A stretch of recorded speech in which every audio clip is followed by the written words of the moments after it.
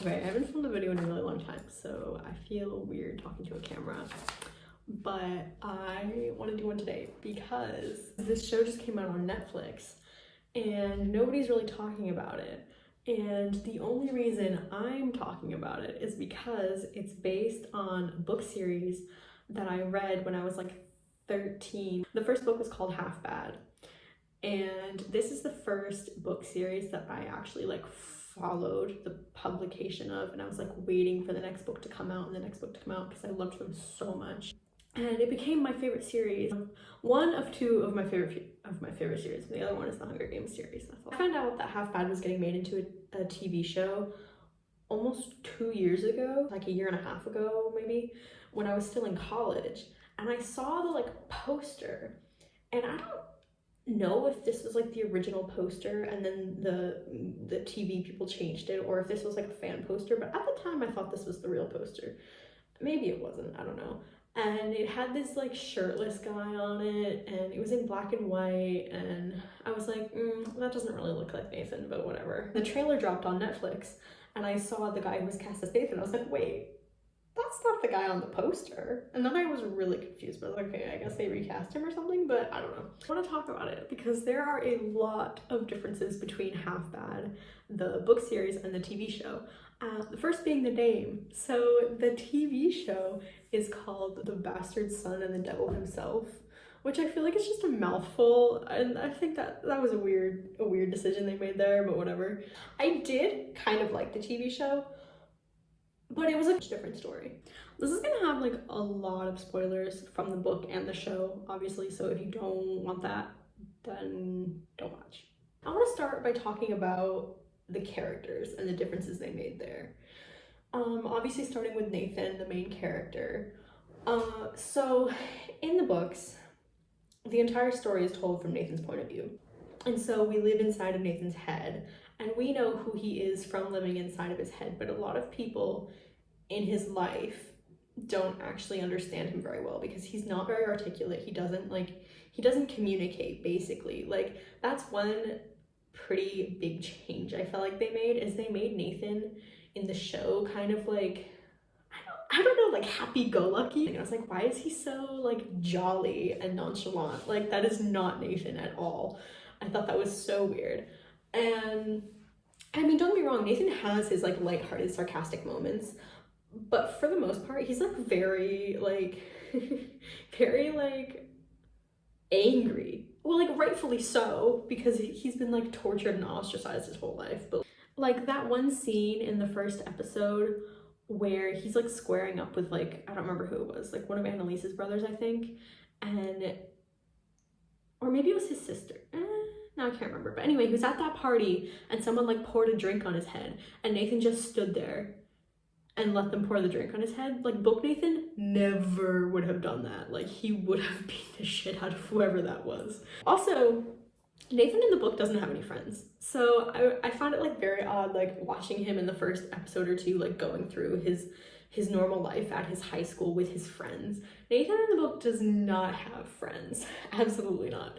The only person he ever hangs out with is his brother, Aaron, who they also left out of the show. I really want to be more organized about this, but I keep just saying whatever comes to my mind because there's just like so much. The thing about Nathan is that he can't read, and he also can't do magic yet because he's like underage, so he doesn't have like any sort of magical abilities yet. So in that scene in the first or second episode, whenever it was, where he was with his grandma and she was like, read me this spell, would ya? And he just starts reading the spell and like magic starts happening. I was like, whoa.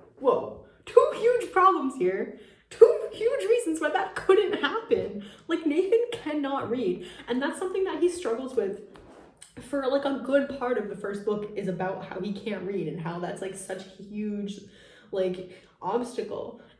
Because obviously he lives most of his life in like the normal human world. Like, he goes to school and everything just like a normal kid. Also has to do with like why he doesn't have friends. Everyone thinks he's dumb, and because they think he's dumb, they like treat him badly, and that makes him like react negatively towards that, and that like contributes to like, I don't know. Anyway, Nathan can't read in the books, and it's a semi-recurring issue.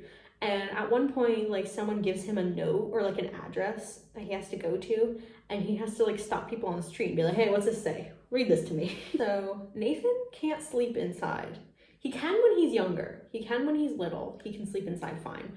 But as he gets older, he like physically can't tolerate being indoors at night. Like, it drives him mad. And that is that's what happens to all black witches. Oh yeah, that's another thing. In the books, it's white witches and black witches, whereas in the show it's fairborns and blood witches. And so fairborns are white witches and blood witches are black witches. So they changed the names, which was a bit confusing at first. But so yeah, in the books, like, black witches cannot sleep inside at night. Like, their magic is like, I don't know, different. They have different like side effects, and so they all sleep outside, including Nathan. From the time he's like a teenager, he starts sleeping outside, maybe like 14 or so. And that's why his cage at Celia's was outside, or one of the reasons anyway, is because he couldn't have been in a cell indoors. Like, he would have died. That's actually how his grandma died. His grandma on his dad's side, that's how she died, or his great-grandmother or something. There's also a lot more explanation about Nathan's family in the book, like a lot of like detail, because that's one of the things that Celia makes him learn. She makes him learn his whole like genealogy and the gruesome ways that his entire like black side of the family has been killed by hunters and stuff.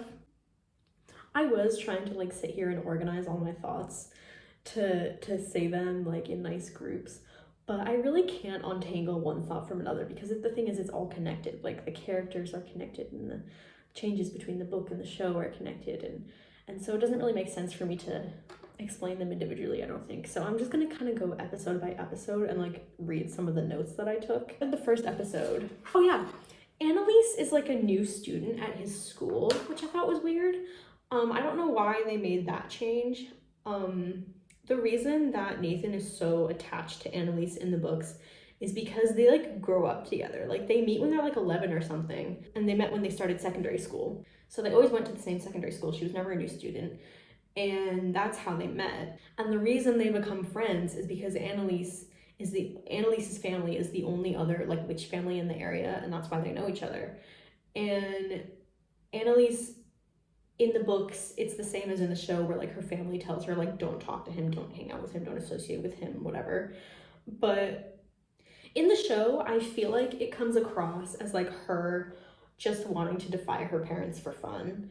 Whereas in the book, she befriends Nathan because she's like fascinated by him. Like, he's basically a celebrity, and she's like watching him from the minute that they start school, and like he's watching her too, because he's the only one basically outside of his family who treats him like a human, and that's why he fell for her. I don't know. Anyway, so Annalise and Nathan grow up together. They spend years like dancing around each other. Like, they hang out, but they do it secretly. Her family in the books was a lot worse than the show somehow, which her dad in the show was pretty bad, but in the books her family was a lot worse. Like, they were pretty abusive. They chaperoned her 24/7 once they found out that she was hanging out with him. Started chaperoning her 24/7. They wouldn't let her go anywhere herself. They wouldn't tell her like any like information, whatever. Like, they completely like, basically she became their prisoner. And that was a big reason why she ran away and tried to join Nathan at the end of the first book. Like, they didn't really care about her, they just cared about controlling her for the most part. Speaking of families, let's talk about Nathan's family, because there were some very significant changes. Nathan, in the books, has an older sister, Jessica. Yes, she made it into the show. He also has an older sister named Deborah, who did not make it in the show, as well as an older brother named Aaron. So, they left out 2 out of 3 of his siblings from the show, which I thought was very odd. And Jessica is supposed to be significantly older than Nathan. Like, Jessica, she's, I think, 7 years older. I'm pretty sure she's 7 years older than him. Whereas in the show, they're like maybe 2 years apart. Like, they're 1 to 2 years apart in the show, which I thought was weird. Like, why, I don't know why they changed that. I didn't like it, because the thing is, it doesn't make sense. Like, it doesn't make sense for Jessica's character to make her only slightly older than Nathan, because the whole thing with Jessica in the books, the whole reason why Jessica was evil, which also she was like kind of, as bad as Jessica was in the show, she was sort of worse in the books. Like, she was better and worse in certain ways. Like, they changed her around a lot. Like, she was like, in the show, like, she was mean to Nathan, yes, and she did join the hunters and the team that was like sent basically to kill him. So yes, they got that all right. That also happened in the books. But also in the books, she is extremely abusive towards Nathan his entire life. Like, she's much older than him. So when he was a small child, she was like drop kicking him, smacking him around, like punching him in the face. Like, not the way that normal siblings fight, but like in a very, very like bad way. The reason that I feel like Jessica needs to be older for her story to make sense was because she was the oldest kid in her family. So she is really the only one who remembers their mom and everything that happened back then. Like, Deborah and Aaron were small children, so maybe they remember bits and pieces, but for the most part, like, Jessica is the only kid to remember their mom and to know what it was like to grow up with her before she died. That's like part of the reason why she has this like vehement hatred towards Nathan, is because she's like, you ruined everything. Like, my life was perfect before you were born. Not that that's justified, but that's like sort of, I feel like that was an important piece of her character. Whereas like in the show, they still tried to do that. Like, they tried to have Jessica say like, oh, this and this and this happened before you were born. But it doesn't make sense for Jessica to know that in the context of the show, because she was only 1 or 2 when her mom died, and she wouldn't remember any of that. So who told her? Like, that didn't make any sense. Aaron and Deborah are like excellent siblings. Like, they're normal siblings. Like, they love him and care about him and everything, just like Gran does. So he has a great family apart from Jessica. And Aaron is his only friend in school. Aaron is only 2 years older than him, I think. So they hang out in school a lot. And part of the reason that Nathan gets into fights all the time with Annalise's brothers, Connor and Niall, is because Connor and Niall were picking on Aaron. Nathan was like trying to defend his brother. Let's talk about Nathan's assessments. So the restrictions that the White Witches had for Nathan in the books were like way more extensive. So they sort of show the assessments in the show, but not how bad they actually were. Like, in the books, Nathan has to go to the council building in, I think, London or whatever city, and he's like rigorously questioned by like this whole team of like doctors and scientists and people, and they like take samples of his blood, interrogate him, they do experiments on him. Like, it's so much worse than it was in the show. And Celia, by the way, had nothing to do with any of that. Celia doesn't come in until later, but in the show, Celia was the one like coming to his house and doing like his assessments, which was, I don't know why they did that.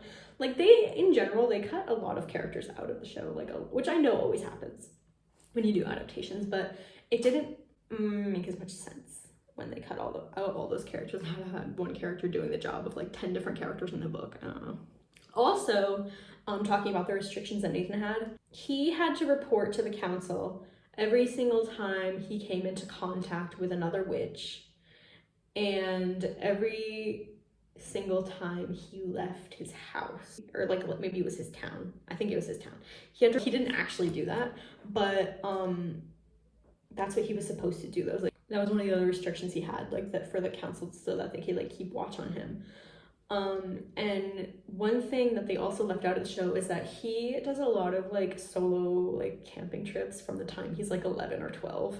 Like, he just leaves his house, he goes to Wales, he hikes, he climbs, he camps, whatever, for sometimes weeks on end. The council wanted to like shut that down. They were like, no traveling for you. So Nathan's like, all right, yeah, I won't travel anymore, and then he just keeps doing it. And he thinks that he's getting away with it for like the longest time, and then he finds out that the whole time the council has known and they've always been watching him anyway. That's a big like emotional moment for him, sort of, where he's like, I never actually stood a chance of having freedom, like they always know what I'm doing. Another thing about Jessica is that when she has her giving ceremony, Nathan is only 10, right? But she doesn't let him come to her giving ceremony. Like I think the reason they changed it in the show was to like show what a giving ceremony was. But yeah, in the book, Jessica said, okay, Deborah and Aaron, I'm having my giving ceremony, please come. And then she was like, Nathan, you are not invited. Don't come to my ceremony. And Gran just like lets that stand for some reason. I don't know why she doesn't say, hello, what am I supposed to do with the other kid? But Gran doesn't fight it. She just like leaves Nathan home and they all go to the giving ceremony. Which was really weird too. But yeah, in the show, Nathan goes to Jessica's giving ceremony. Obviously, Aaron and Deborah aren't there because they don't exist. Another huge difference they made between the book and the show is that when the show starts, Nathan is 16 years old. When the book starts, Nathan is like a small child. The book does start when he's 16, but it's only for like a few pages, and then it flips back to when he's a little kid. And then we sort of like work our way up. But one thing that I really didn't like was how they showed the whole thing with the cage with Celia. That whole thing was like a very, very small portion of the show. It was like 5, maybe 10 minutes of the show, I don't know. But that is like a huge portion of the book, because Nathan lives with Celia from ages 14 to 16. Like he lives with her for 2 years of his life. And it makes a lot more sense that he learns so much from her and gets so good at fighting, because, you know, he's with her for so long. And during that time, he doesn't see any of his family. He's not able to communicate with them at all. He doesn't like see or hear from Annalise at all. Same thing, like she doesn't even know where he is. But that like point of the show is like extremely minimized. Nathan is with her for a few months and then he's out. And like his family having different powers. Whew.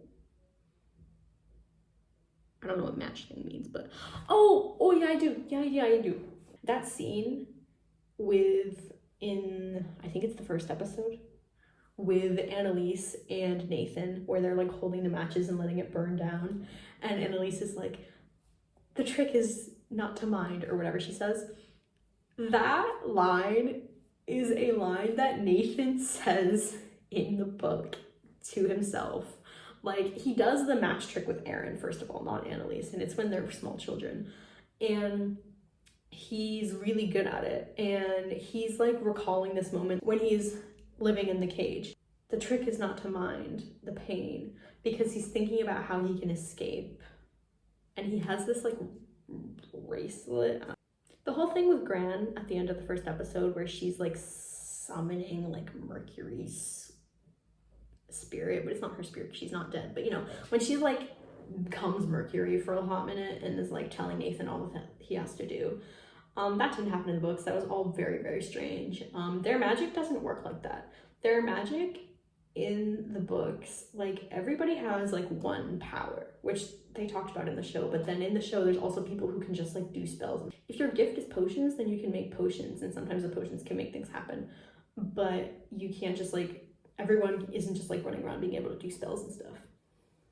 Like Nathan can't do spells. Okay, episode 2, most of my notes are about Celia, because that episode is very Celia heavy. So I have mixed feelings about who they cast as Celia, because on the one hand, Nathan describes Celia as the ugliest person he's ever seen in his life, like multiple times. He's always going on about how ugly she is. And in the show, obviously that's not the case. She's young, she's she doesn't look anything like Celia's supposed to look like. But on the other hand, I feel like they did a pretty good job of capturing Celia's character anyway. Like, her attitude was perfect. Like, the way she carried herself was perfect. And when I looked at her, I was like, that has to be Celia, right? Like, it doesn't look like Celia, but that has to be Celia. It's pretty good. One thing they did do differently with her is she lost some of her harshness. Like, Celia was very, very hardcore. And that's why living with her prepared Nathan so well for, you know, everything that he goes through in the later books. She showed no mercy. Like, she does care about Nathan. Like, it becomes pretty evident that she does care about him, even though obviously she doesn't, like, treat him well. But like when Nathan first goes from the like council building or wherever they snatch him from to Scotland to live with Celia, like she's the one who's driving the van and he's like, stop, I have to pee, and she's like, pee on yourself, I don't care. And and so he does. Like, they drive for like 9 hours or something and he like pees himself. And then later on when he's leaving Celia's place, like the council, like they take him in a van and they're driving him and he's like, stop, I have to pee, and they're like, oh my god, just hold it, and he's like, I can't, I really have to pee. And so they pull over, and he was like, suckers, you don't compare to Celia. And he like, I think that's how he gets away, I can't remember exactly. I think he does escape when he gets to London. No, I can't remember. See, I haven't reread the books in a few years, so the details are kind of blurry. Oh, another thing with Celia is that they changed her power. In the books, her power was that she could really like set off this like signal like noise thing from her mind that like crippled anyone who heard it. Like, it was the most painful thing in the world. Like, if she did it, you would drop and that would be it. And that's how she like controls Nathan. That's why they trust her to be alone with Nathan. Like, there's no way he could ever overpower her. Like, that's that. But in the show she has this weird like ice power, which I don't know why they changed that. And then I'm pretty sure they gave somebody else her like funny ringing noise power. And they also changed, talking about powers, they also changed Annalise's power. Annalise's power was invisibility in the books. Not even close to what it was in the show, where she like exploded people with her mind. I mean, her power in the show is cooler, but like her power in the books was invisibility, as was all of her brothers and her dad. They all had the invisibility power. I think in the show, only one of her brothers is invisible. I'm not even sure if she has all of her brothers in the show, to be honest. I think that they left out Connor. I think that she has Niall and Kieran, but they left out Connor, if I remember correctly. I don't remember what her mom's power was, but all of her brothers and her dad turn invisible. Her uncle turns invisible. And when Nathan finds out that her power is invisibility, he's like, ew, you're just like your family. Oh. I think the only person whose power they kept the same was Jessica's. But the other thing with that is that Jessica's power didn't work on Nathan. Like, it would work in the sense that she would change and he'd be like, oh, that looks like Aaron. But then he'd be like, that's not Aaron. That's not Aaron. Like, it just didn't work. And he would always say, like, I can't put my finger on why, but it's just like not, I just know that that's not you. And eventually he works out a really easy way to tell if it's Aaron or Jessica. She never ever touches Nathan, like, not like skin to skin. And so Nathan figures out, like, if I ever think it might not be Aaron, I can just touch him. And if he runs away, then I know it's Jessica. Easy. He always knows. Jessica doesn't fool him once. I'm tired of filming. My notes for the third episode. Nathan doesn't have any of the same powers or weaknesses as he does in the books. So in the books, Nathan can't read, which we talked about. He also cannot hear heartbeats. That's not a thing. What he can hear is like electricity and like technology and stuff like that. Like, the way he knows if there's someone near is because he can hear their cell phone sending off like this hissing noise in his head. And the same thing with like TVs and, you know, other sorts of electronic things. And that is one of the reasons why Nathan spends so much time like camping, because he can't stand the noise in his head, and so he's always like trying to run away from it. That is how he knows when there's somebody nearby. It's because he hears their cell phone. And eventually the hunters catch on and they stop carrying cell phones, so then he can't tell if they're near anymore. So I'm interested how they're going to do that heartbeat thing, or because obviously they can't just stop having heartbeats, but I don't know. Oh, another thing is that he can always tell by looking at someone if, like, what kind of witch they are, or if they're human. You just look in their eyes and he can tell like what they are. That's a power that no one else has. I think maybe Marcus does. No one else though. Can't sleep outside, can't read. We already talked about that. In the books, when Nathan meets Gabriel, he is human. Gabriel in general, they sort of butchered. He did not get a very good portrayal.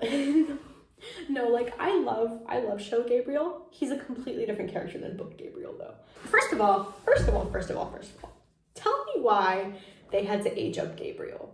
They made Gabriel in his like mid to late 20s. I mean, I guess I don't actually know how old he is, but his boyfriend was saying, I'm 29 years old. So I feel like Gabriel was like pretty close to that age too. I'm pretty sure they like significantly aged up Gabriel, which will lead to so many problems. So Gabriel, first of all, in the books, Gabriel is 19 years old. Okay, he's 19 years old. He's barely 2 years older than Nathan. Okay, so their relationship is not creepy in the books, but in the show it's kind of creepy. Because in the show, Gabriel calls Annalise and Nathan kids, or like children, or whatever he says. And I'm like, that's so creepy if you think they're children, but you still like him.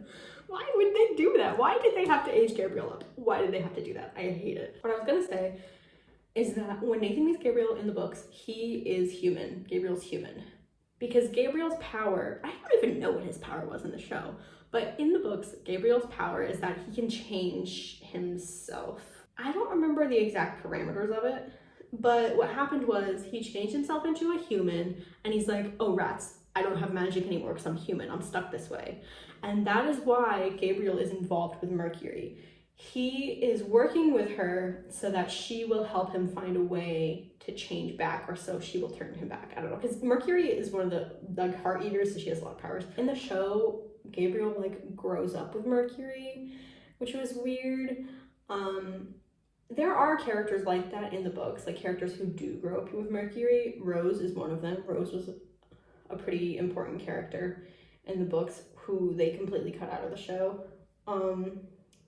Now Rose, they basically conflated Rose and Gabriel and just like didn't like add Rose in at all. Because Rose was the one who grew up with Mercury. But they had like a pretty like affectionate relationship. Like Rose loved Mercury, cared about her.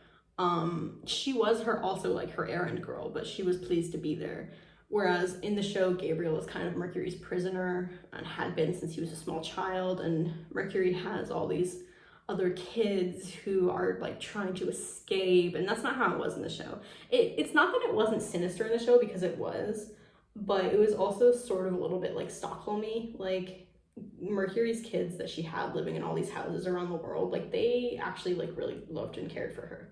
I wrote, it enrages me that Annalise goes with Nathan to meet Gabriel. Also, it's annoying that they cut out all the middle people, like Ellen. That's another thing. It is very difficult for Nathan to meet Gabriel in the book.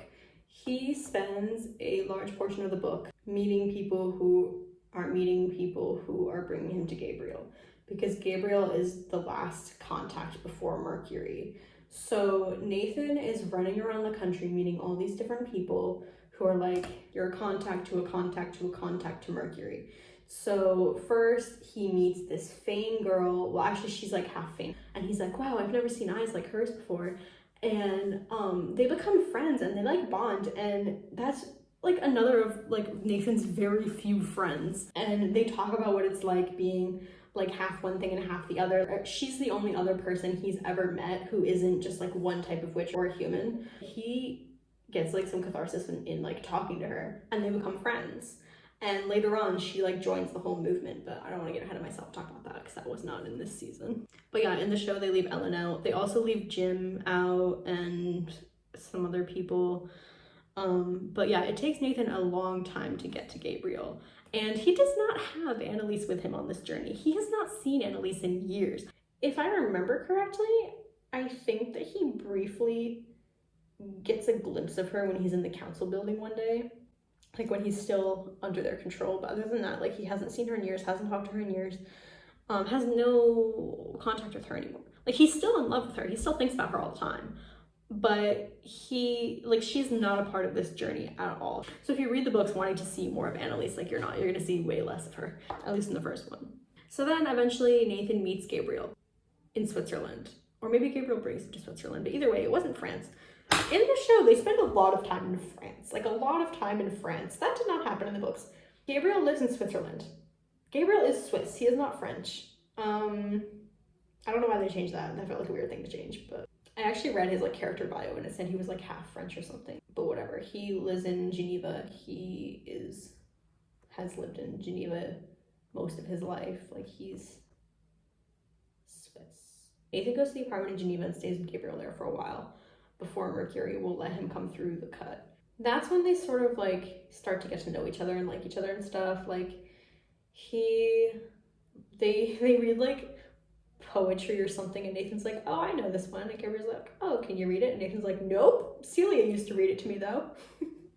And so like Gabriel reads him like poetry and like stories and stuff, and then they eventually go through the cut, and then they stay with Mercury again. They stay with Mercury for a long time. A huge portion of the first book was Nathan, Gabriel, and Rose living with Mercury, but they cut Rose out of the show, and Nathan didn't even end up meeting Mercury at the end of the first season of the show, whereas he spends like a significant amount of time with her in the book, and he becomes her errand monkey. She's like, fine, I'll give you your 3 gifts and whatever, but you have to like do this and this and this for me. And so he and Gabriel and Rose are like running around Geneva doing all these missions for Mercury. For episode 4, I wrote, not a single thing that happened in this episode happened in the books. So take that how you will. And for episode 5, I talk about like the heart eaters. Like, in the books, everyone has the ability to do that. They just don't usually. In the show, apparently it's only certain people can do that. The reason that like Marcus like eats so many hearts is in the books is because his power is to turn into like animals. I think his specific animal is an eagle. I don't know about Marcus, but one struggle that Nathan has in the second book, once he gets his gift and he can turn into an animal too, is that he can't control what's happening when he's in his animal form, and he like eats their hearts without like making the decision like, I want their power, I'm going to eat their heart. Like, when he's in the animal form, the animal just does it. And I think that that's why Marcus did it at first too. It's like not a conscious decision they're making, it's just like happening. I also wrote for episode 5, tell me why Gabriel and Annalise are holding hands. I wrote it in all caps because I think that we're inching our way toward a creepy throuple situation here, and I really don't like it. I don't like that at all, because in the books what happens with Annalise, okay, if you don't want a spoiler, mute me or fast forward me or something until I take my hand down, okay? In the books what happens is that Nathan dates Annalise for the first 2 books, and then she betrays him in a huge way. Like, she kills Marcus, or she doesn't actually do she doesn't technically kill Marcus, but she gives him a fatal wound, and so Nathan like finishes the job. And that to Nathan is like the biggest betrayal ever, and he like breaks up with him, and he's like, I never want to see you again, you disgust me, like I hate you. And like that's why their relationship ends, and that's why he gets with Gabriel, because he's loved Gabriel for a long time, but he's like has this like childhood loyalty to Annalise, and he's like, I'm not gonna like leave Annalise for Gabriel, whatever. He is in love with both of them, but he's solidly like with Annalise for the first 2 books, and then as soon as like he breaks up with Annalise and is like fuming and raging, and he disappears for like a while, he and Gabriel like basically get together pretty soon after that, and Gabriel's endgame. Again, in the show it's weird because they give them a huge age gap, and like I'm like, I don't know if I should ship this. Like, why did they make Gabriel a proper like grown man, and why did they make Nathan 17? Like, I hate that. But in the show, they keep hinting toward like some sort of weird throuple situation between the 3 of them. Like, they had them all sleeping in the same bed. They had Gabriel and Annalise dancing. They had Gabriel and Annalise holding hands. Like, I don't like this. I don't want this to end. This isn't gonna make any sense either, because what's gonna happen, I mean, I don't even know if the show will get a 2nd season, but like, what's gonna happen when Annalise betrays them? Or is she not going to betray them? Are they going to change that completely? Are they going to completely change that plot point? Because I mean, they could do that, I guess. And that's the other thing. I hate Annalise in the books. Annalise in the show is okay. You know, Annalise in the show is all right. I kind of like her, but I don't want to like her because I'm not supposed to like her because she's awful in the books. Okay, anyways. The thing with the witch's bottle was really weird.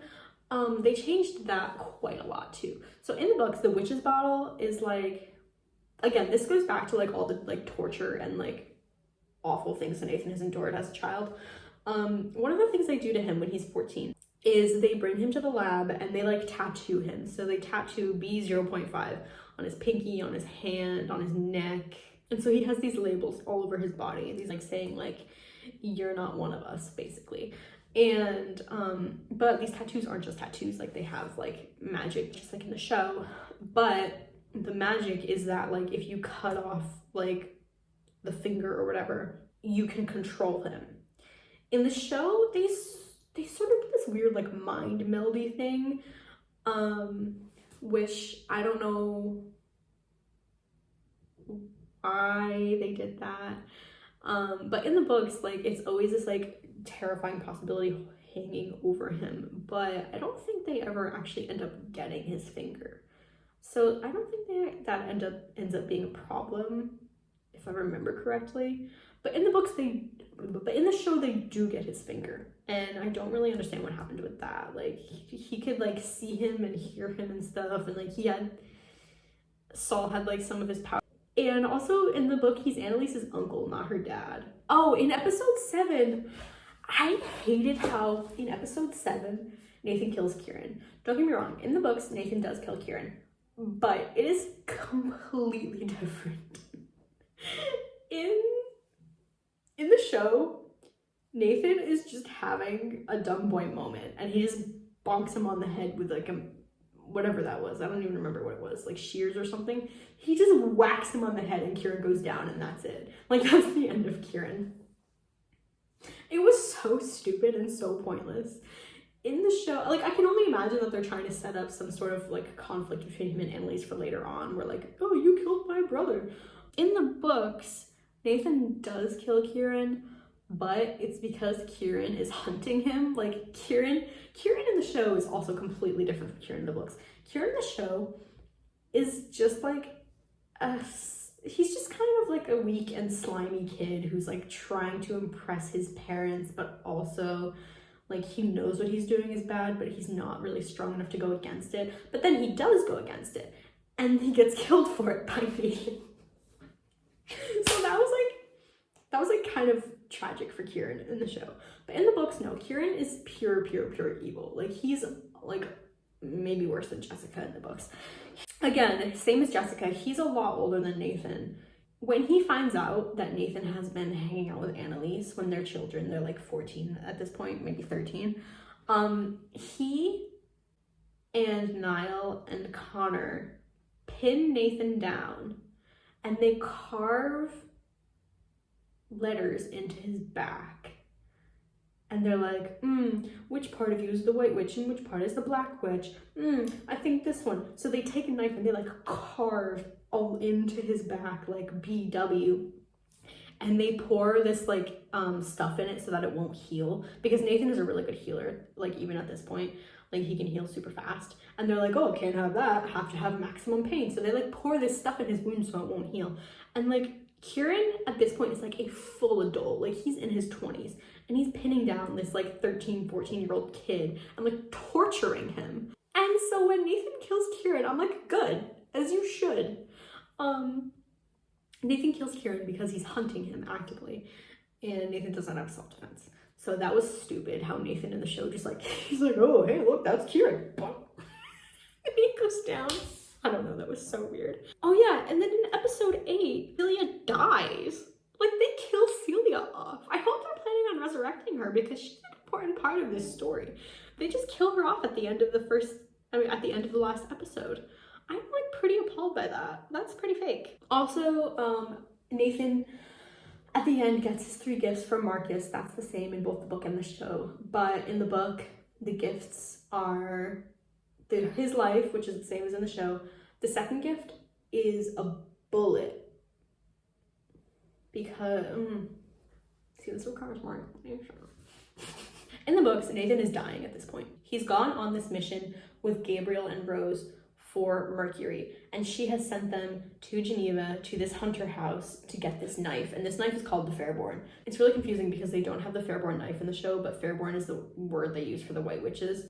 But this knife has like special like magic power, whatever. So Mercury wants this knife. She says, okay, Nathan, Gabriel, Rose, go to this hunter house in Geneva, get me this knife and bring it back. But things don't go according to plan. Rose dies. Nathan gets shot by this hunter bullet that has like mad poison in it. Nathan also almost dies, and he gets separated from Gabriel. So at the end of the first book, Nathan is dying in the woods. It's snowing, it's cold, and he realizes time stopped because the flakes stop falling. And then Marcus appears, and he's like, I'm gonna give you 3 gifts. So he's like, I could kill you, but I won't. Gift number 1. Gift number 2, he takes the bullet out of Nathan. Gift number 2. Gift number 3 was like a family ring. And then, you know, he does the ceremony and then he leaves. He leaves Nathan, who's like still dying because of the hunter poison and the bullet, but whatever. He's like done his duty, he's out of there. And then I think that's the end of the book. And like book 2 starts up with him still like in the woods where that ended. Oh, I also really hated how at the end of the show, like the last scene we get, I think it's the last scene we get, is Mercury talking to the hunters, and she's like, let's make a deal. Mercury would never do that. Mercury, and don't get me wrong, she's slimy, she's opportunistic, she's pretty evil, she is always working an angle, but she wouldn't work with hunters. Like, she just wouldn't. That's not something she would do. And even if she tried, she would get killed for it. Like, she's smart enough to know that if the hunters offered her something worth having, she wouldn't actually get it. Like, she would die. Like, she knows that. Mercury is so much smarter than that. She would never work with the hunters. So I hated at the end how she was like trying to make a deal with them. That was dumb. Also, another thing that they leave out of the show, because they leave out all those like genealogy lessons with Celia, is that Mercury is actually Nathan's distant relative. Nathan, I think that she's his like grandmother's sister or great-grandmother's sister or something like that. She had a twin sister. I think her name was Mercy or something like that. And she died and someone else in Nathan's family killed Mercy. And that's why Mercury kind of hates them. And that's kind of why Mercury doesn't want to do Nathan any favors or anything. It's because he like she holds it against him. Yeah, Mercy must have been his great-grandmother then, because Saba was his grandmother, I think. Now I'm questioning my witch genealogy, but I'm pretty sure that was it. Anyway, Saba also, and then that's like one of the things that he learns from his little genealogy lessons with Celia. You know, so-and-so killed Mercy, and so-and-so killed Saba, and Saba killed this person, and, you know, it's this whole, like, circle of murder, basically. They all either kill each other or get killed by hunters. It's very grim. Anyway, I'm tired of recording.